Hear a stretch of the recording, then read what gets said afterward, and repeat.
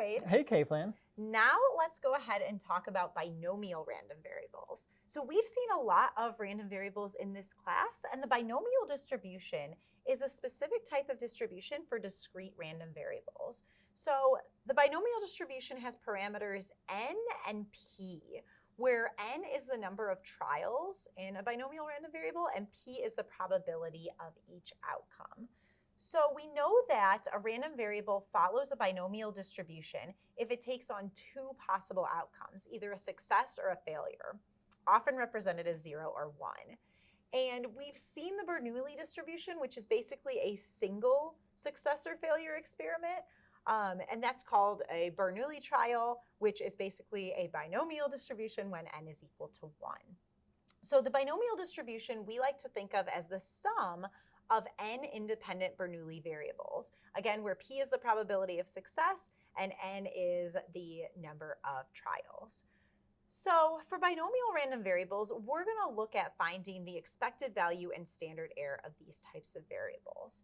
And the formulas are actually very straightforward. I think they're a little more simple than the formula for general discrete random variables.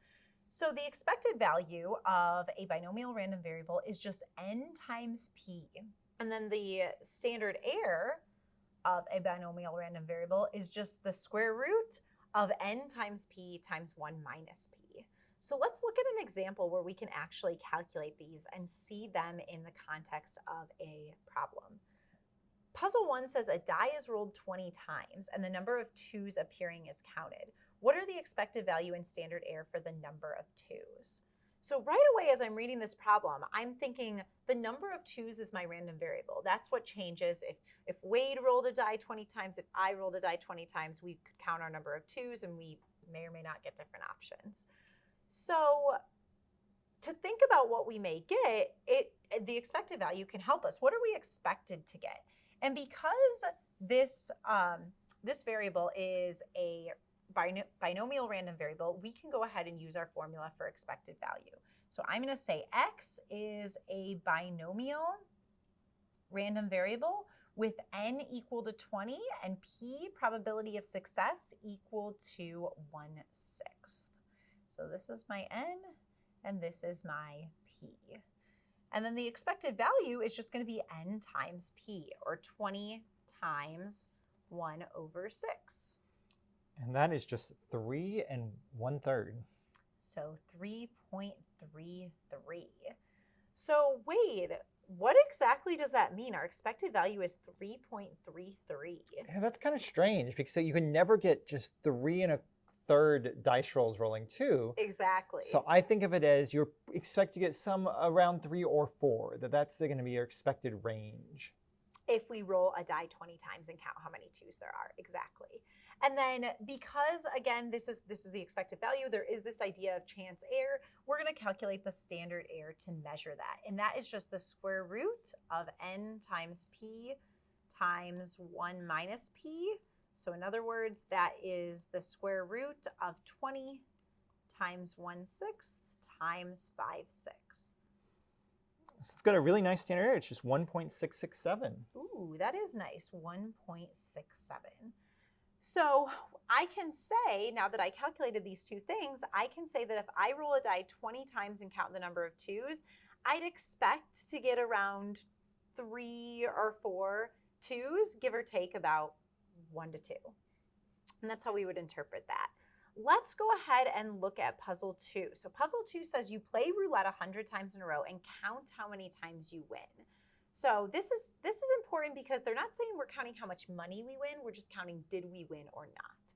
If the ball lands on red, you win, and if it lands on another color, you lose. What is the expected value and standard error for the number of wins? So in this case, I'm going to call my random variable W, and this is a binomial random variable because there are two outcomes. You either win or you lose, and we are playing roulette 100 times. That's my N, and then I need my probability of success, probability of winning. So what color were you betting on here? It says if the ball lands on red, you win. Okay, and there was 16 reds, 16 black, and 2 greens. 18 reds, 18 black. Okay, so that means 18 possible wins. Yep. And then 18 plus 18 is 36, plus 2 greens is 38, so 18 out of 38. So my probability of winning is 18 out of 38. So this is my probability of winning or of success. And I'm playing 100 times. So this is an interesting one because with gambling, I want to know how many times am I expected to win? So if I was a casino owner, I'm hoping that you win less than 50 times because then I'm Exactly. going to make some money. Yes. So my expected value is going to be n times p, or 100 times 18 over 38. And Wade, what do I get? So it looks like you've won 47.37 times, 47.37 times. And this isn't good. If I'm playing 100 times, I'm winning less than 50% of the time. You mean it's great. It's great for the casino. And then people get lucky, right? That's why gambling is a thing. Sometimes they get lucky. So let's figure out our standard error so we can give a range. And that is going to be the square root of n times p times 1 minus p. In other words, I have 100 times 18 over 38 times 20 over 38. And that is 4.99. 4.99. So I am expected to win about 47, give or take 5 times. And that's kind of what makes this game so addictive, because you're almost going to be on a winning streak sometimes, because sometimes you'll be in that 50, 51, 52 range and walk out with Exactly. more money. Yup. So we shouldn't be gambling though, because as a statistician, this is scary to me. As a casino owner, this is great. So last puzzle number 3, it says a multiple choice test has 25 questions and each question has 5 choices. If you guess at random on all 25 questions, what are the expected value and standard error for the number of correct answers on your test? So as faculty, I've actually had students come into my final and just randomly guess on every single question. So they might want to know when they're doing that, what is their expected value of their score? So here I am going to say, I'll just call this C, this random variable, and I'm going to say it's binomial because you can either get it correct or not. And there's 25 questions, and my probability of getting the question right is just going to be 1/5 because there are 5 choices and you're randomly guessing. Each question has 1 right answer. So for my expected value, n times p, I have 25 times 1/5, which you don't need to do Python for that. That one's easy. We know that one is 5. So you are expected, if you randomly guess on a multiple choice test like this, to get 5 correct answers.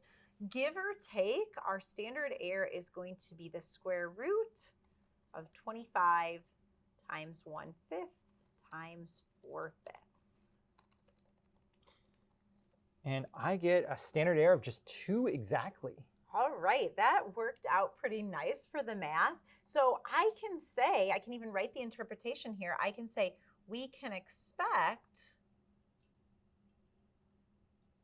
to get 5, give or take 2, correct answers just by guessing. So that's not that great. So if I was Yeah. a student in your course, only getting 7 right, even if I get lucky, out of the 25 question test, that sounds like a fail. You're still failing. So you can calculate these expected values and standard errors for any binomial random variable. So maybe if your multiple choice test was slightly different and say, like my final usually has 100 questions with 5 possible answers. So you could do the same thing there. But that is the binomial distribution, and now we know how to calculate the expected value and standard error for that distribution. Amazing.